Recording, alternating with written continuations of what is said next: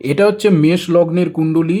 লগ্ন আছে অশ্বিনী নক্ষত্রে অর্থাৎ কেতুর নক্ষত্রে, কেতু আছে অষ্টমে মঙ্গলের ঘরে, অষ্টম ঘর অশুভ ঘর। তার মানে লগ্ন দুর্বল হয়ে যাওয়া মানে পুরো জন্ম কুণ্ডলীটাই দুর্বল হয়ে গেল। লগ্নপতি হচ্ছে মঙ্গল। মঙ্গল আছে 6 নম্বর ঘর, এটা অশুভ ঘর। 6 নম্বর ঘর বুধের ঘরে রয়েছে, বুধ এখানে কম্বাস্ট। রবি বুধকে দগ্ধ করেছে এবং বকরি শুক্রের সঙ্গে রয়েছে। তার মানে বুধও এখানে যেহেতু দুর্বল, তো মঙ্গল এখানে দুর্বল হয়ে গেল। তুঙ্গস্থ বৃহস্পতি থাকা সত্ত্বেও এনার উচ্চশিক্ষা হয়নি। বৃহস্পতি আছে অশ্লেষা নক্ষত্রে, অর্থাৎ হলো বুধের নক্ষত্র। বুধ এখানে কম্বাস্ট, দুর্বল, সেই জন্য বৃহস্পতি তুঙ্গে থাকা সত্ত্বেও বৃহস্পতি এখানে দুর্বল। এবং বকরি শুক্রের সঙ্গে বুধ আছে এবং নিচস্থ রবির সঙ্গে বুধ আছে, এছাড়া দগ্ধ। এর জন্য বৃহস্পতি তুঙ্গে থাকা সত্ত্বেও এনার উচ্চশিক্ষা হয়নি, ভালো কোনো কাজবাজ হচ্ছে না। ইনি একটা ছোটোখাটো একটা কাজ করছে।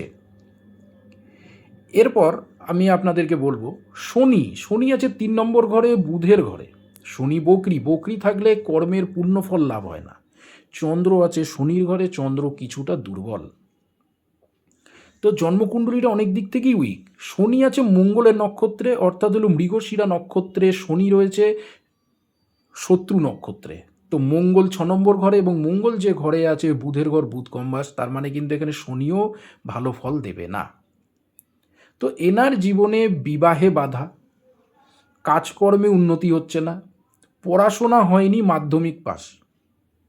তো জন্মকুণ্ডলীটা পুরোই উইক হয়ে গেল বৃহস্পতি তুঙ্গে থাকা সত্ত্বেও।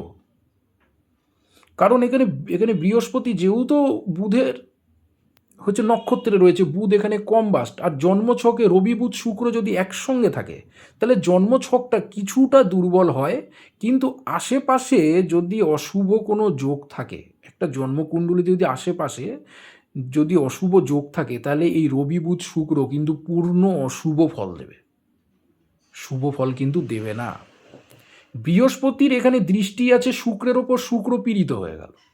বিয়ের প্রতি আস্তে আস্তে এনার আগ্রহ কমছে। এই ছকটা 100% দুর্বল ছক।